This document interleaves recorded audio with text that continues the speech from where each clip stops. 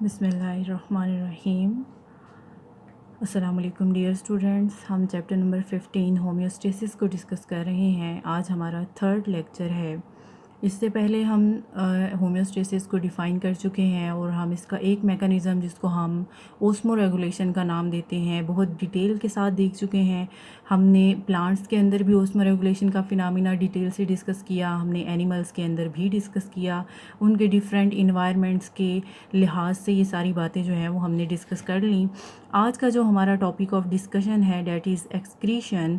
Excretion को सबसे पहले हम डिफ़ाइन करते हैं। ये वो प्रोसेस है जिसमें एलिमिनेशन की जाती है। एलिमिनेशन मीन बाहर निकाला जाता है किसको? वेस्टफुल मेटाबोलाइट्स को। Now what are the metabolites? हमारी बॉडी के अंदर हर टाइम केमिकल रिएक्शंस जो हैं वो वकूअ पज़ीर हो रहे हैं। Those chemical reactions compiles and they make our metabolism, वो हमारा मेटाबॉलिज्म बनाते हैं। अब मेटाबॉलिज्म क्या है? Sum of all the chemical reactions. और ये जो केमिकल रिएक्शंस हैं ये दो तरह से हो रहे होते हैं। एक को हम कैटाबॉलिज्म का नाम देते हैं और एक को हम एनाबॉलिज्म का नाम देते हैं। कैटाबॉलिज्म वो मेटाबॉलिज्म रिएक्शन है या मेटाबॉलिक रिएक्शन है जिसके नतीजे में कॉम्प्लेक्स कंपाउंड्स जो हैं वो टूटते हैं और सिंपल कंपाउंड्स जो हैं वो बनते हैं। तो ये जो सिंपल कंपाउंड्स का बनना है इन्हीं को हम मेटाबोलाइट्स का नाम देते हैं। मेटाबोलाइट्स वो चीज़ है जो या तो किसी रिएक्शन में हिस्सा ले रही हैं, रिएक्शन के हिस्से में बनने वाला कोई वेस्ट प्रोडक्ट हो सकता है। सो हेयर एलिमिनेशन, लाइक अगर हम बात करें तो एलिमिनेशन वेस्ट प्रोडक्ट्स की हम किस फॉर्म में करते हैं? हम फीसिस की फॉर्म में कर रहे हैं या हम यूरिन की फॉर्म में कर रहे हैं, that is called as the excretion. और इसमें जो केमिकल कंपाउंड्स इन्वॉल्व होते हैं वो मेनली जो हैं वो नाइट्रोजनस नेचर के होते हैं।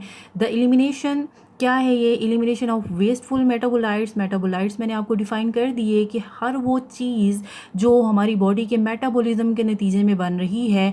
मेटाबॉलिज्म क्या है? ऑल द केमिकल रिएक्शंस जो हमारी बॉडी में हो रहे हैं उसके नतीजे में जो चीज़ें बन रही हैं। कोई कॉम्प्लेक्स चीज़ें टूट रही हैं तो उससे सिंपल चीज़ें बन रही हैं। फॉर एग्ज़ाम्पल अगर सिंपलेस्ट फॉर्म में अगर इसको समझें तो ग्लूकोज़ जो हम in the form of carbohydrates ingest करते हैं, यानी हम फूड जो खाते हैं हम क्या लेके जा रहे हैं हमारी बॉडी में? कार्बोहाइड्रेट्स। अब कार्बोहाइड्रेट्स किस चीज़ से मिलके बने हुए हैं? आपने फर्स्ट ईयर में पढ़ा है। कार्बोहाइड्रेट्स जो हैं उनके कंपोनेंट्स क्या होते हैं? ग्लूकोज हो सकती है। अब वो जो ग्लूकोज है, ग्लूकोज की भी ब्रेक डाउन जब होगी तो उसके नतीजे में कार्बन डाइऑक्साइड रिलीज़ होगी और क्या बने रिलीज़ होगा? पानी। तो ये जो कार्बन डाइऑक्साइड है और पानी है इनको हम कह सकते हैं कि ये वेस्ट मेटाबोलाइट्स हैं। किसके? ग्लूकोज के। और ग्लूकोज क्या है? हमारी फूड है जिसको हम इंजेस्ट करते हैं। और वेस्ट प्रोडक्ट क्या है? उस फूड को इंजेस्ट करने के बाद कार्बन डाइऑक्साइड है और पानी है। पानी जो है वो in the form of urine और कार्बन डाइऑक्साइड जो है वो हम रेस्पिरेशन के फिनोमिना में क्या करते हैं? बाहर एक्सक्रीट कर देते हैं। सो एक्सक्रीशन इन एनिमल्स की बात करें, अमंग द एसिमिलेटेड न्यूट्रिएंट्स, हम जितने भी न्यूट्रिएंट्स एसिमिलेट करते हैं यानी जज़ब करते हैं अपने अंदर लेकर जाते हैं, उनमें से कार्बोहाइड्रेट्स और लिपिड्स की बात करें तो इनको मेटाबोलाइज होने के बाद किस में चेंज कर दिया जाता है? कार्बन डाइऑक्साइड में और किस में?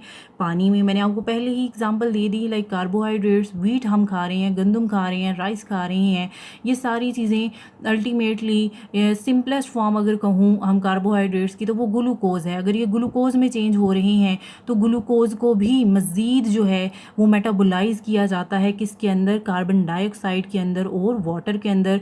सो these are the waste products, these are the waste metabolites जिसको हमने बॉडी से बाहर क्या करना है? एलिमिनेट करना है। किस फिनोमिना के ज़रिए? एक्सक्रीशन के फिनोमिना के ज़रिए। देन हम जो और चीज़ें खा रहे हैं उसमें प्रोटीन्स भी आती हैं और न्यूक्लियो प्रोटीन्स भी आती हैं। न्यूक्लियो प्रोटीन्स वो प्रोटीन जो हमारी न्यूक्लियस का हिस्सा होती हैं, दैट्स वाई हम इनको न्यूक्लियो प्रोटीन्स कह रहे हैं। इनके मेटाबॉलिज्म के नतीजे में प्रोड्यूस होते हैं नाइट्रोजन। अब नाइट्रोजन जो है वो भी एक वेस्ट प्रोडक्ट है। आपने ऊपर यहाँ पढ़ा है कि ये नाइट्रोजनस नेचर के होते हैं हमारे वेस्ट मेटाबोलाइट्स। तो इसको हमने अपनी बॉडी से ज़रूरी तौर पर जो है वो क्या करना होता है? एलिमिनेट करना होता है। नाइट्रोजन जो है वो बड़ी टॉक्सिक है यानी कि जहरीली है अगर ये कंसनट्रेटेड फॉर्म में है, यानी कि बहुत ज़्यादा मिकदार में है। किसके अंदर? सेल के अंदर। So it must be remove. तो हमें ज़रूरत है कि हमने इसको क्या करना है? रिमूव करना है। सो पहले हम एक्सक्रीशन देखेंगे प्लांट्स में, देन हम देखेंगे एनिमल्स में कि ये दोनों प्लांट्स और एनिमल्स किस तरह से, कौन से ऐसे अडोप्टेशंस हैं या कौन से ऐसे लाहे अमल हैं जिनको अडॉप्ट करते हुए जो है वो एक्सक्रीशन का फिनोमेना कर रहे होते हैं। So first of all excretion in plants की बात करें तो प्लांट्स जो हैं वो ऑटोट्रॉफिक मोड में जो हैं वो प्रोड्यूस करते हैं ऑक्सीजन एंड, और मेटाबॉलिज्म में क्या प्रोड्यूस कर रहे होते हैं, carbon dioxide and water as excretory product. यानी पौधे अगर ऑटोट्रॉफिक हैं, ऑटोट्रॉफिक मीन वो अपनी फूड खुद प्रिपेयर कर रहे हैं, तो आपने पढ़ा है कि कार्बन डाइऑक्साइड और वाटर के मिलने से क्या बनती है, ग्लूकोज और ऑक्सीजन जो है एज बाई प्रोडक्ट जो है वो क्या होती है, रिलीज़। तो ग्लूकोज उस सूरत में पौधों की खुराक है जिसको वो यूज़ करेंगे, और ऑक्सीजन को एज बाई प्रोडक्ट क्या करेंगे, रिलीज़ कर देंगे, जिसको हम इनटेक करते हैं। ये हमारा और प्लांट्स का आपस में एक रिलेशनशिप भी है। ऐसा पूछा जाता है कि ह्यूमंस का या एनिमल्स का प्लांट्स के साथ डायरेक्ट रिलेशन बताएं, तो यही डायरेक्ट रिलेशन है कि पौधे जो oxygen as a by product in the process of photosynthesis जो हैं वो रिलीज़ करते हैं, उसको हम क्या करते हैं इन the process of respiration inhale करते हैं, और हम जो कार्बन डाइऑक्साइड एक्सहेल करते हैं उनको पौधे क्या करते हैं, यूज़ करते हैं फोटोसिंथेसिस के फिनोमेना में। तो अगर तो पौधे फोटोसिंथेटिक हैं तो वो प्रोड्यूस कर रहे हैं ऑक्सीजन को, और जब मेटाबॉलिज्म होगा उसमें पौधों के अंदर तो वो क्या रिलीज़ करेंगे, कार्बन डाइऑक्साइड और वाटर एज एक्सक्रीटरी प्रोडक्ट। इसके अलावा पौधे जो हैं वो ऑर्गेनिक और इनऑर्गेनिक कंपाउंड्स भी रिलीज़ करते हैं प्लांट्स में अपने अंदर, which are store for various purposes. अब कुछ ऑर्गेनिक और इनऑर्गेनिक कंपाउंड्स को स्टोर कर लिया जाता है कुछ पर्पसेस के लिए, अदरवाइज़ अगर ये ज़रूरी नहीं है तो इनको बॉडी से बाहर रिलीज़ कर दिया जाएगा, रिमूव कर दिया जाएगा। सो जितनी भी लिविंग थिंग्स हैं वो एक्सक्रीशन कर रही हैं, और ये one of the essential property है लाइफ की। प्लांट्स के अंदर वही बात आ गई कि हमने कहा कि ऑक्सीजन जो है उसको एक्सक्रीटरी प्रोडक्ट ऑफ फोटोसिंथेसिस के तौर पर लिया जाता है, कार्बन डाइऑक्साइड वेस्ट प्रोडक्ट है रेस्पिरेशन का, और पानी जो है वो दोनों सूरतों में रिलीज़ हो रहा है। अब ये जो पानी है ये या तो ट्रांसपिरेशन के ज़रिए से लॉस्ट हो जाता है या ये सेल के अंदर स्टोर हो जाता है ताकि सेल के टर्गर को क्या किया जाए, मेंटेन किया जाए ना। What is the turgor? Turgor कहते हैं उसके तनाव को। सेल पौधा ज़मीन के ऊपर खड़ा किस तरह रहता है, वो पानी की वजह से, वो इस टर्गर प्रेशर की वजह से ही मेंटेन रहता है, खड़ा रहता है। पत्ते झुक क्यों नहीं जाते, गिर क्यों नहीं जाते, उनका तना कमज़ोर क्यों नहीं होता? तो वो इसी वजह से है कि हर सेल के अंदर, हर सेल ने अपने अंदर क्या चीज़ मेंटेन किया हुआ है, टर्गर को, और वो टर्गर किसका होता है, वो पानी का होता है basically. Then methods of excretion की बात करें हम प्लांट्स में, तो सबसे पहला मेथड जो आता है वो है वैक्यूल्स। वैक्यूल्स हमें पता है कि प्लांट सेल में सेंटर में एक बड़ा सारा वैक्यूल पाया जा रहा होता है। वो वैक्यूल क्या करता है, वो या तो स्टोरेज करता है यूज़फुल कंपाउंड्स की, या वो स्टोर कर रहा है वेस्ट प्रोडक्ट्स को। दोनों सूरतों में पौधे के लिए फ़ायदेमंद चीज़ है। अगर वो यूज़फुल कंपाउंड्स को स्टोर करेगा तो डैट मीन अगर उनकी ज़रूरत पड़ेगी तो उसको यूज़ कर लिया जाएगा, और अगर वो वेस्ट प्रोडक्ट्स को स्टोर कर रहा है तो डैट मीन्स कि जब इनकी ज़रूरत पड़ेगी तो इनको एलिमिनेट कर दिया जाएगा। एक्यूमुलेशन, जब ये इकट्ठे हो जाते हैं बहुत ज़्यादा मिकदार में तो ये क्रिस्टल्स की फॉर्मेशन भी कर देते हैं वैक्यूल्स में। क्रिस्टल्स मीन जैसे ये आइस लाइक स्ट्रक्चर्स जो बन जाते हैं जिनकी एक ख़ास ज्योमेट्री फॉर्म होती है, ख़ास एक शक्ल होगी, एक शेप होगी, इनको हम क्रिस्टल्स का नाम देंगे। इसके अलावा कुछ ऑर्गेनिक और इनऑर्गेनिक वेस्ट्स भी होते हैं जो स्टोर हो जाते हैं कुछ ऑर्गन्स के अंदर। सो वैक्यूल्स जो हैं बेसिकली ये भी एक मेथड है एक्सक्रीशन का कि इनमें वेस्ट प्रोडक्ट्स को स्टोर किया जाएगा और जब ज़रूरत होगी तो यहाँ से इनको एक्सक्रीट कर दिया जाएगा। दूसरा जो मेन इम्पॉर्टेंट कह लें कंपोनेंट है या ऑर्गन है पौधे के अंदर जो एक्सक्रीशन में इन्वॉल्व हो रहे हैं वो लीव्स हैं। ये प्रोमिनेंट ऑर्गन है एक्सक्रीशन के लिए। लीव्स जो हैं वो फॉल ऑफ हो जाते हैं अटम में इन सम प्लांट्स, कुछ प्लांट्स के अंदर, या वो डाई ऑफ हो जाते हैं यानी मर जाते हैं as happens in leave and stock of certain bulbs. Stock किसे कहते हैं? लीफ की जो डंडी होती है या जो स्टेम की ब्रांचेज होती हैं, जो उसकी टहनियाँ होती हैं, उनको हम कहते हैं। ऐसे प्लांट्स जो साल साल अपने पत्तों को गिराते हैं और उनकी जगह नए पत्ते निकालते हैं उनको हम डेसीडियस ट्रीज़ कहते हैं।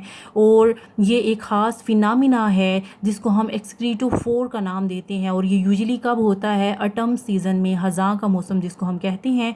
अटम सीज़न इसलिए इम्पॉर्टेंट है कि पौधे जो हैं वो अपने आप को एक्सक्रीटोफोर फिनामिना के ज़रिए से क्या कर लेते हैं, छुटकारा हासिल कर लेते हैं हर उन एक्स्ट्रा या वेस्ट मटेरियल से जो उनके अंदर बहुत ज़्यादा मिकदार में स्टोर हो चुका होता है. So here is the definition of excretophore, that is your short question as well. Falling of yellow leaves in autumn में यानी कि ख़ज़ां में पीले पत्तों का गिरना इज़ अ सीजनल टाइम. ये एक सीजनल टाइम है प्लांट्स के लिए कि वो गेट रिड, छुटकारा हासिल कर लें एक्यूमुलेटेड वेस्ट से, जो जमा हुआ है उनके अंदर waste. And because of this reason leaves are said to be excretophore. इस वजह से हम पौधों को जो है वो एक्सक्रीटोफोर का नाम देते हैं.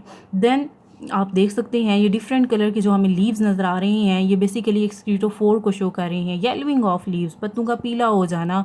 क्यों? क्योंकि उनके अंदर जो है वो वेस्ट प्रोडक्ट्स आकर स्टोर हो गए हैं. फ़ायदा है पौधों को इस चीज़ का कि जब उन्होंने पत्तों को गिराना ही है तो फ़ायदा ये है कि वो क्या करेंगे, अपने इन लीव्स के अंदर ज़्यादा से ज़्यादा वेस्ट प्रोडक्ट को क्या कर देंगे, स्टोर कर देंगे, ताकि जब वो लीव्स फॉल करें तो उसके साथ वो वेस्ट प्रोडक्ट से भी क्या हासिल कर लें, छुटकारा हासिल कर लें. देन माइक्रोस्कोपिक अगर हम स्टडी देखें अटम लीव्स की तो ये इससे हमें पता चलता है कि ये लोडेड होते हैं पिगमेंटेड कंपाउंड्स के साथ. यहाँ पर देखें डिफरेंट कलर्स के आपको लीव्स नज़र आ रहे हैं, कुछ येलो हैं, कुछ इनमें ग्रीन है, कुछ रेडिश हैं, कुछ पिंकिश हैं. तो ये जो इनके अंदर डिफरेंट कलर्स हैं ये पिगमेंट्स की वजह से होते हैं. पिगमेंट्स वो कंपाउंड्स होते हैं बेसिकली जो पौधे को क्या दे रहे होते हैं, डिफरेंट कलर्स. सो ये डिफरेंट पिगमेंट कंपाउंड से जो है वो लोडेड होते हैं प्रीरियर टू फॉलिंग ऑफ, इससे पहले कि ये ज़मीन पर गिर जाएं. इनमें बहुत ज़्यादा टॉक्सिक मटेरियल्स भी होते हैं, इनमें हैवी मेटल्स भी हो सकती हैं जो इंक्रीज़ करती हैं yellowing of the leaves. MCQs में इस तरह की बातें जो हैं वो पूछी जाती होती हैं कि कौन सी चीज़ ऐसी है पौधों के अंदर, कौन सा ऐसा टॉक्सिक मटेरियल है जो इनमें येलोइंग कॉज करता है. हैवी मेटल्स हो सकती हैं. देन फोर्थ जो हमारे पास प्रोसेस है पौधों के अंदर एक्सक्रीशन के लिहाज से, उसको हम एबोनी का नाम देते हैं. कुछ ट्रीज़ जो ऐसे हैं डिपॉजिट करते हैं स्ट्रेंज केमिकल्स को अपनी ब्रांचेस में और ट्रंक के अंदर, specially in the old xylem. आपको पता है जाइलम और फ्लोएम पौधों के अंदर दो मेन वेस्कुलर टिश्यूज़ हैं जो कंडक्शन करवाते हैं किसकी, फूड की और पानी की. और in the case of xylem तो जाइलम वो जाइलम जो ओल्ड है, पुराना है, इसका मतलब क्या है कि ये मज़ीद इस्तेमाल नहीं किया जा रहा वाटर के ट्रांसपोर्ट के लिए. This takes place in ebony which produces very black wood in the center. इस वजह से क्या होता है कि जो सेंटर की वुड है यानी जो ओल्ड जाइलम है वो बहुत ज़्यादा डार्क ब्लैक कलर का हो जाता है. क्यों? क्योंकि ये अपने अंदर बहुत सारे वेस्ट केमिकल प्रोडक्ट्स को या वेस्ट केमिकल्स को क्या कर लेता है, स्टोर कर लेता है. देन सम प्लांट्स जो हैं वो एक्सक्रीट करते हैं waste compounds into the soil. Occasionally जैसे जैसे उन्हें मौका मिलता है वो वेस्ट को सॉइल के अंदर यानी अपनी रूट्स के ज़रिए से ही जो है वो एक्सक्रीट करते रहते हैं. ये उनका एक हथियार है जिसको वो इस्तेमाल करते हैं कम्पीटिंग एनिमल्स के, कम्पीटिंग प्लांट्स के लिए. कम्पीटिंग प्लांट्स मीन ऐसे प्लांट्स जो उनकी जगह ले सकते हैं. देखिए सर्वाइवल किसका होता है, सर्वाइवल ऑफ द बेस्ट. जो फिट है वो हिट है.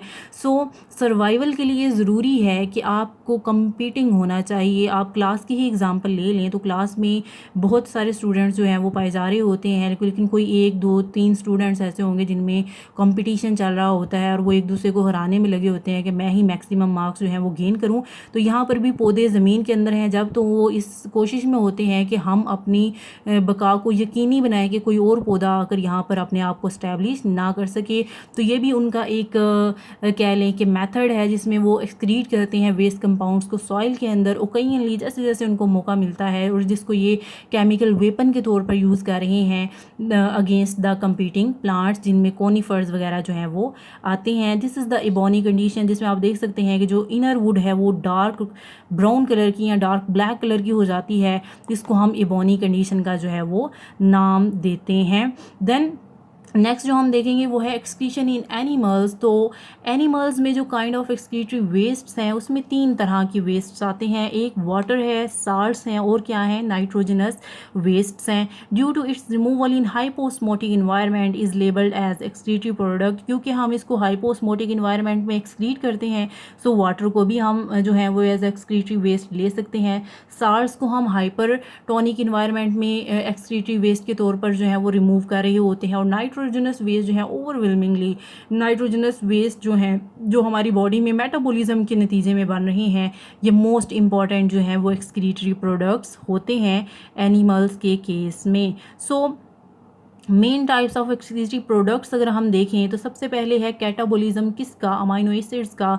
और अमाइनो एसिड्स जो हैं वो अमाइनो एसिड्स जो हैं वो मिलकर किसको बना रहे होते हैं, प्रोटीन्स। यानी इसको अगर हम यहाँ पर देखें तो आपको बहुत अच्छी इसकी जो है वो समझ आ जाएगी। यहाँ पर हमारे पास प्रोटीन्स हैं और न्यूक्लिक एसिड्स हैं। प्रोटीन्स किससे मिलकर बनी हुई हैं, अमाइनो एसिड से। न्यूक्लिक एसिड किससे मिलकर बना हुआ है, नाइट्रोजनस बेसिस से। अमाइनो एसिड के पास जो है वो एक अमाइनो ग्रुप होता है और नाइट्रोजनस बेसिस के पास भी जो है वो नाइट्रोजन ग्रुप है जिसको हम अमाइनो ग्रुप का नाम देते हैं। बेसिकली इस अमाइनो ग्रुप को जो है वो हम अपनी बॉडी से यानी नाइट्रोजन की फॉर्म में क्या कर रहे हैं, रिलीज़ कर रहे हैं।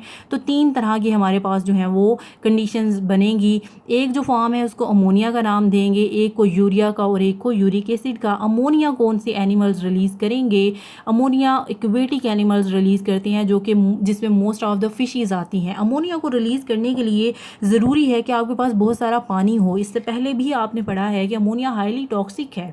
सो अमोनिया को वही ऑर्गेनिजम्स एक्सक्रीट कर सकते हैं जो मैक्सिमम पानी में पाए जा रहे होते हैं, जिनके पास बहुत ज़्यादा फ्लडिंग होती है पानी की, वही इसको जो है वो अफोर्ड कर सकते हैं। तो मोस्ट जो एक्वेटिक एनिमल जिसमें मोस्ट ऑफ द फिशेज़ आती हैं वो अमोनिया को ही क्या करती हैं, एक्सक्रीट करती हैं। देन उसके बाद यूरिया आता है। तो यूरिया को मैमल्स, मोस्ट एम्फीबियंस, शार्क्स और कुछ बोनी फिशेज़ जो हैं वो क्या करती हैं, एक्सक्रीट करती हैं। और इसी तरह अगर आप यूरिक एसिड देखें तो यूरिक एसिड के लिए बहुत कम पानी चाहिए होता है। तो इसमें बर्ड्स हैं, इंसेक्ट्स हैं, रेप्टाइल्स हैं और स्नेल्स वगैरह जो हैं वो आते हैं। सो वापस चलते हैं। तो सबसे पहले हमने कैटाबॉलिज्म यानी कि हम जो हैं वो तोड़ें अमाइनो एसिड्स को, तो अमाइनो एसिड का अमाइनो ग्रुप जो है वो रिलीज़ हो जाता है जिसको हम कहते हैं, ये कौन सा फिनामिना हुआ, डी अमाइनेशन का। D mean without, amination mean amino group, यानी इसमें हम अमाइनो ग्रुप को रिलीज़ कर लिया है किससे, अमाइनो एसिड से।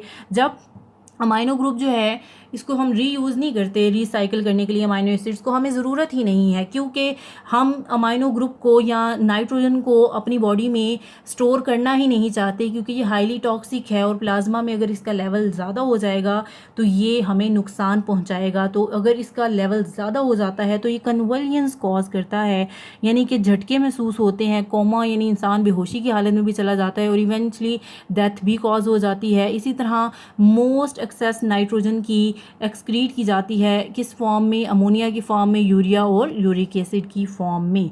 देन कुछ लो क्वांटिटी में नाइट्रोजनस वेस्ट जो रिलीज़ किए जाते हैं वो कैराटिन और या ट्राई मिथाइल अमाइन ऑक्साइड की फॉर्म में भी रिलीज़ किए जाते हैं। इसी तरह सम क्वांटिटी अमाइनो एसिड्स जिसमें प्योरीन्स, पायरामिडीन्स वगैरह आते हैं, मेटाबॉलिज्म प्योरीन्स का, पायरामिडीन बेसिस का प्रोड्यूस करता है significant amount of nitrogenous waste, जिसमें हाइपोजेंथाइन को हम रिलीज़ करते हैं, जेंथाइन को, यूरिक एसिड को, एलेंटोइन को, यूरिया को और अमोनिया को एज वेस्ट प्रोडक्ट बॉडी से बाहर रिलीज़ कर देते हैं। So these are all the kind of waste products in animal जिनको हमने अपनी बॉडी से बाहर रिमूव करना ही करना है। हमने लिपिड्स और कार्बोहाइड्रेट्स को देख लिया। लिपिड्स और कार्बोहाइड्रेट्स की अगर मेटाबॉलिज्म को देखें तो उसमें सिर्फ कार्बन डाइऑक्साइड और पानी बन रहा था, वो इतने मसले की बात नहीं थी। मसला यहाँ पर आता है जब हमने नाइट्रोजन को रिलीज़ करना है, और ये बहुत ज़रूरी है। ये हम या तो अमोनिया की फॉर्म में कर रहे हैं या यूरिया की फॉर्म में या यूरिक एसिड की फॉर्म में, और ये हमने डिफरेंट इन्वायरमेंट्स के अंदर भी देख लिया। अमोनिया हाईली टॉक्सिक है, इसको कौन से एनिमल्स अफोर्ड कर सकते हैं, जो पानी में पाए जाते हैं, जिनको ज़्यादा पानी अवेलेबल है। देन उसके बाद यूरिया उससे लेस टॉक्सिक है और यूरिक एसिड उससे लेस टॉक्सिक है, इसके लिए मिनिमम अमाउंट ऑफ पानी भी होगा तो ये एक्सक्रीट हो जाएगा। यूरिया के लिए जो है वो बिटवीन में आ गया है, यानी पानी की दरमियानी मिकदार जो है वो रिक्वायर होती है। So this is our first part of lecture 3। Second part की तरफ जो है वो अब हम मूव करते हैं।